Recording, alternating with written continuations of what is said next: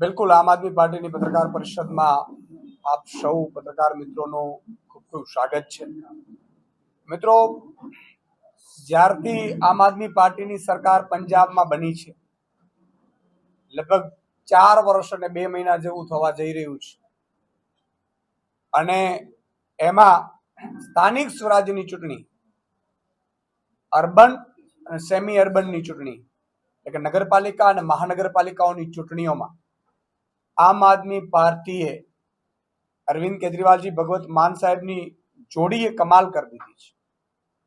પંજાબ વાસીઓએ જ્યારે વિધાનસભાની ચૂંટણીને હજુ 8 મહિના જેટલી વાર છે, 8-9 મહિના જેટલી, એ પહેલા જ પંજાબ વાસીઓએ કામની રાજનીતિ ઉપર મહોર મારી છે।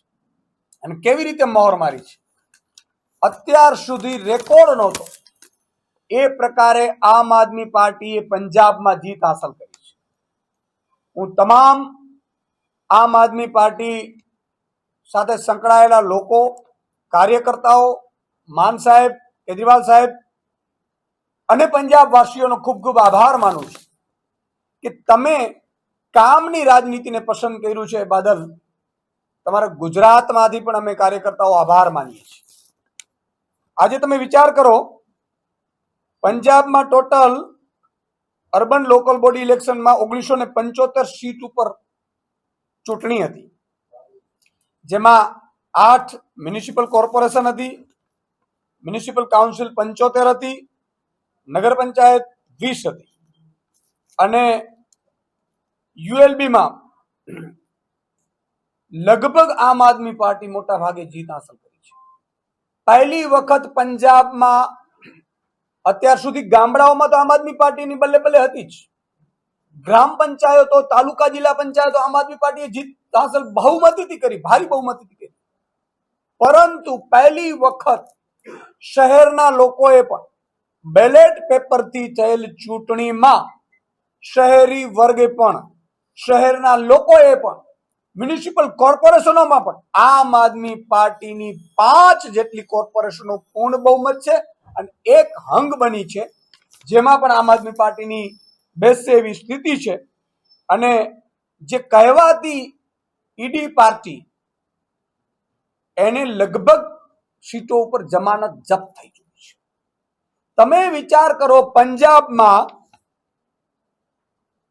ઇન્ડિપેન્ડન્ટ 251 એટલે કે 13% લોકો ઇન્ડિપેન્ડન્ટ જીત્યા છે, પરંતુ કહેવાતી ઈડી પાર્ટીને માત્ર 172 સીટ મળી છે અને કોંગ્રેસ, અકાલી દળ, બાકી બધા લોકો એ 50%માં છે ને 50%થી વધુ સીટો ઉપર એકલી આમ આદમી પાર્ટીએ કામની રાજનીતિએ મહોર મારી છે।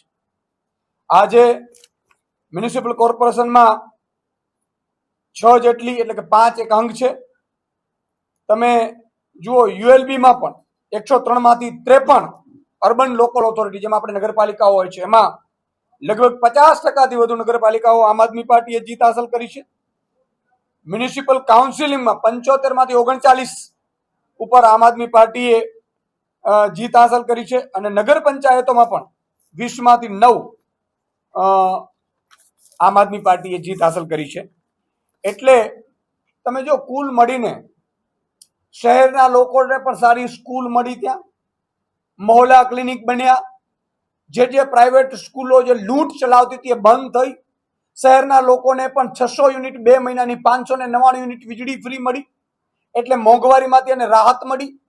શહેરના લોકોએ પણ ભ્રષ્ટાચાર ખતમ થયો, એટલે એ લોકોએ પહેલી વખત પંજાબમાં આમ આદમી પાર્ટીના 5 થી વધુ મેયર બનવા જઈ રહ્યા છે। આ પહેલી વખત થઈ રહ્યું છે। એટલે ગુજરાતના શહેરીજનોને પણ વિનંતી કરીશ કે જેમ પંજાબના શહેરીજનોએ પણ પોતે મોંઘવારીમાંથી એની વીજળી બિલ ફ્રી થઈ તો એને પોતાને લાભ થયો, કોઈ નેતાના દીકરાને લાભ ન થયો।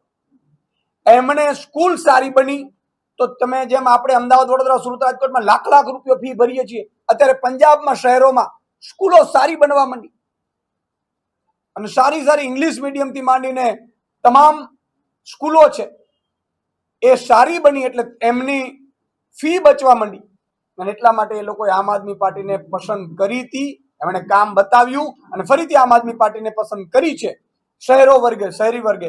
એટલે હું ગુજરાતની જનતાને પણ વિનંતી કરું છું, એકવાર તમે પણ પીડિત ખૂબ છો, મને ખબર છે, અને સૌથી વધુ અહીંયા હિન્દુઓ ઉપર અત્યાચાર થાય, સૌથી વધુ હિન્દુઓ જે અત્યારે પીડાઈ રહ્યા છે, એમની પાસેથી શિક્ષણ ફી ને વીજળી બિલ ભારે આ બધું લેવાઈ રહ્યું છે. એટલે તમે જો ડ્રગ્સ વિરુદ્ધ મુહિમ પંજાબમાં ચાલી, અત્યારે ડ્રગ્સ વાળાની ખેર નથી પંજાબમાં. તો કાયદો વ્યવસ્થા તમે જુઓ, અત્યારે કાયદો વ્યવસ્થામાં પંજાબનો ખૂબ સુધારો થયો છે. એ નેશનલ ક્રાઇમ બ્યુરોના આંકડા કે છે. એટલે કાયદો વ્યવસ્થાની વાત હોય, સુરક્ષાની વાત હોય, સરહદ રાજ્ય છે એની સુરક્ષાની વાત હોય, ટુરિસ્ટની વાત હોય, આ બધામાં પંજાબમાં આમ આદમી પાર્ટીએ 4 વર્ષમાં જે કામ કર્યું છે એ પિછલી સરકારોએ 80 વર્ષમાં નથી કરી શકી. અને એટલા માટે આજે શહેરી વર્ગ પણ પંજાબના ગામડામાંથી શહેરી વર્ગે પણ આમ આદમી પાર્ટીને પસંદ કરી છે. ગુજરાતની જનતાને પણ વિનંતી કરું છું કે એકવાર તમે પણ આ બાબતે વિચાર કરજો. તમારો કંઈક સવાલ હોય.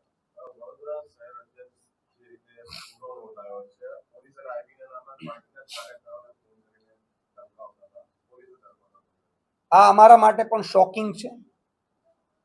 આ બાબત મારા ધ્યાન ઉપર આવી છે. મારી પ્રદેશની રાષ્ટ્રીય ટીમ સાથે પણ અમારે ચર્ચા થઈ છે, પરંતુ હજી કારણ કે એમની ધરપકડ થઈ ચૂકી છે એટલે મારે બહાર કંઈ વાત નથી થઈ. પરંતુ આ બાબત અમારા માટે પણ શોકિંગ છે. આમ આદમી પાર્ટી હંમેશા ગરીબો, વંચિતો, શોષિતો, ખેડૂતો, મજૂરો, શ્રમિકો અને મધ્યમ વર્ગ માટે લડનારી પાર્ટી છે. અમે હંમેશા જે ગુજરાતની જનતાના હક અને અવાજ માટે, એને હક અને અવાજ મળી રહે એટલા માટે અમારું કામ હોય છે. એટલે હજી આ વિગત વિચારાધીન છે. જ્યારે બહાર આવશે ત્યારે સંપૂર્ણ વિગત આવશે. પણ એ અમારા માટે પણ શોકિંગ છે અને કદાચ એમાં કંઈ સંડોવણી હશે તો અમારી તરફથી પણ એ બાબતે કાર્યવાહી થશે. પંજાબમાં જેવી રીતે બેલેટ પેપરની ચૂંટણી લઈને આમ આદમી પાર્ટી ક્લીન સ્વીપ થઈ, એના માટે ગુજરાતમાં શું આગામી રણનીતિ? બિલકુલ, હું તો એવું માનું છું, જો પંજાબમાં આમ આદમી પાર્ટીએ બેલેટ પેપરથી ચૂંટણી કરી. શું કામ? તો કે લોકો એવું માન્યું છે કે ભાઈ કદાચ ઈવીએમ છે, ઇલેક્ટ્રોનિક મશીન છે, મોબાઈલ હેક થઈ શકે છે, તો કદાચ લોકોને શંકા છે. આવું હશે નહીં, ચૂંટણી પંચ ના પાડે છે, પણ લોકોને શંકા છે તો આમ આદમી પાર્ટીએ બેલેટ પેપરથી ચૂંટણી કરી અને લગભગ આમ લોકોએ ઉત્સાહપૂર્વક મતદાન કરી. અને તમે જુઓ, આમ આદમી પાર્ટીએ બેલેટ પેપર પરથી ચૂંટણી થયેલી એટલે આમ આદમી પાર્ટીને 50%થી વધુ સીટો હાંસલ થઈ છે. એક બાજુ 50% બધા છે, એમાં 13% તો ઇન્ડિપેન્ડન્ટ છે અને ઇન્ડિપેન્ડન્ટ પણ મોટા ભાગે આમ આદમી પાર્ટીના સપોર્ટેડ છે. તો બીજી બાજુ તમે જુઓ, ગુજરાતમાં પણ તમે દર 5 વ્યક્તિ એકવાર તમે કોકને પૂછજો તો એ લોકો એવું માને છે કે ભાઈ બેલેટ પેપરથી ચૂંટણી થવી જોઈએ, આખા દેશમાં થવી જોઈએ ચૂંટણી. તો લોકો ઉત્સાહપૂર્વક ચૂંટણીઓ કરાવવા પણ ઘણા લોકો એવું માને છે કે ભાઈ ઈવીએમ છે એટલે અમે નથી કરતા, એવું પણ છે. તો લોકતંત્રને મજબૂત બનાવવું તો લોકો કહે, લોકોની માંગ શું છે, લોકોની લાગણી શું છે, એ પ્રમાણે જો થાય તો વધારે સારું. ગુજરાતમાં પણ હું તો એમ કહું છું કે બેલેટ પેપરથી ચૂંટણી કરવી જોઈએ.